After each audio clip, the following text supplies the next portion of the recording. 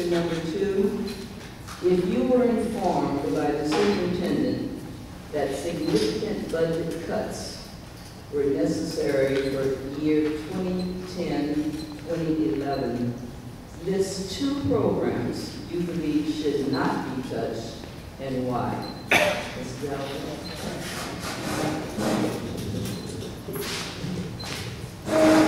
This question is a little bit like being asked, which of your children do you love the most? And the answer is it's very hard to pick 2. I have so many programs that I do like. But let me focus on 2 that I have a special spot in my heart for. The first being AVID, which is Advancement via Individual Determination. And this program isn't just a good program. This is a really great program. It has outstanding results. They are taking underachieving middle and high school kids, and they are teaching them some survival skills, academic survival skills that really pay off, like how to take notes and how to study and how to read for content. And then they're encouraging them to go to college, and they're having incredible results with this.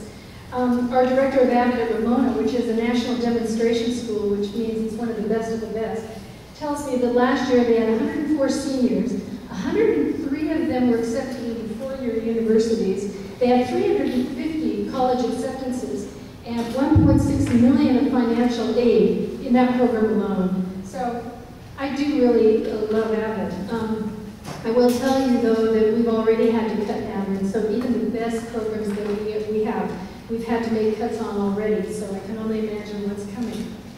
And then I'm going to go out on a limb and say another program that I really hope we don't totally decimate is music. Elementary school music, which leads to middle school music, which leads to high school music.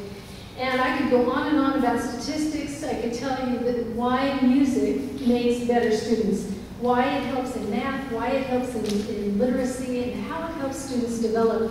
And I won't go into that enough, but to say this, that it's a shame when we take the arts and music out of our schools. I think it really limits our children, and it creates less well-rounded students. So the program is particularly fond of. Mr. Mark Schwartz.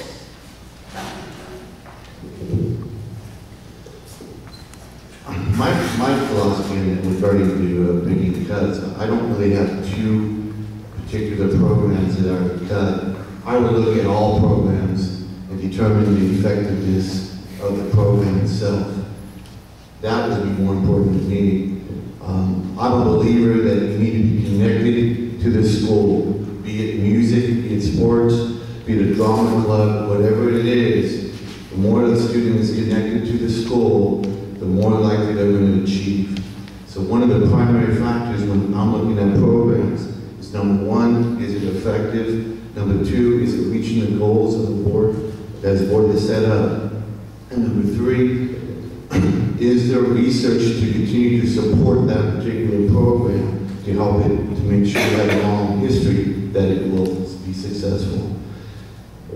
If they can meet those 3 tests, then I'm willing to keep the program as much as possible. I know that we're in difficult times when it comes to budget constraints, and any program that gets cut would be devastating to the district. So I want to make sure that I try to be as objective as possible in making my decisions when it comes to cuts. Thank you.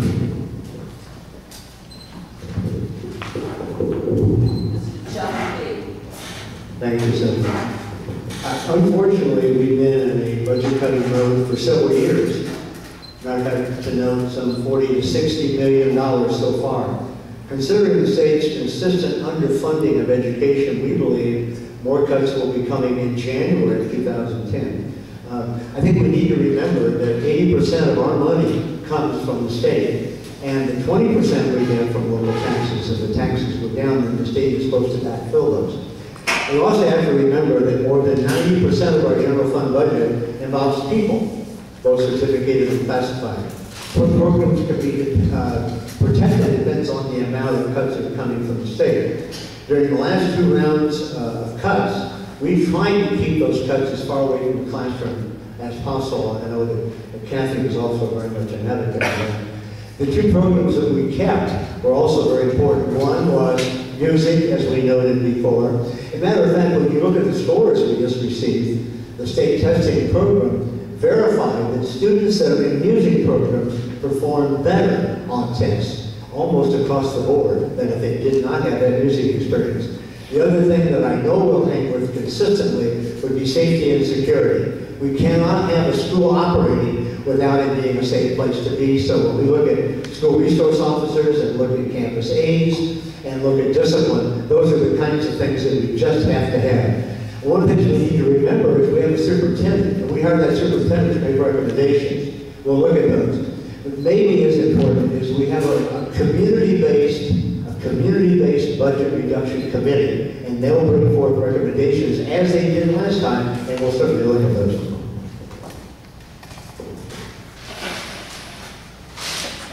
Chris, for voters. Well, I took this more generally, and I took the question at its face, and so I chose two programs that I think are very important. And I was going to start with one, but everyone else touched on the other one, so I'll touch on it also. And that's arts and music. There are many, many people here that have very deep experience in education. I think we all know that music and arts education provides many, many benefits to children for the rest of their lives. Besides, concentration issues, math, being better at math. I think just the diversity and the appreciation that children get, especially nowadays, there's probably not as much diverse music on the radio as maybe people might like. But if we can get a music program that can teach the spectrum of the music world to the students, I think that it provides them a good appreciation of not just music, but maybe other cultures and people also. And the other program I think that is essential is sports. Not everyone can play an instrument, but everyone can pick up a ball and at least have some fun. I think that sports provides students with confidence. They learn confidence, they learn fair play, they learn teamwork. I think many of those things are buzzwords in business, and in the economic climate we're in, everyone could go with a few more things to learn that they're going to help them in the future. I think also sports provides a very necessary learning experience from both the success, like winning in sports, but also in how to deal with failure. I think that children nowadays have a little bit different idea of failing and how to deal with failing than many of us did while we were growing up. I think sports and coaches and school administrators dealing with sports have a lot to teach children.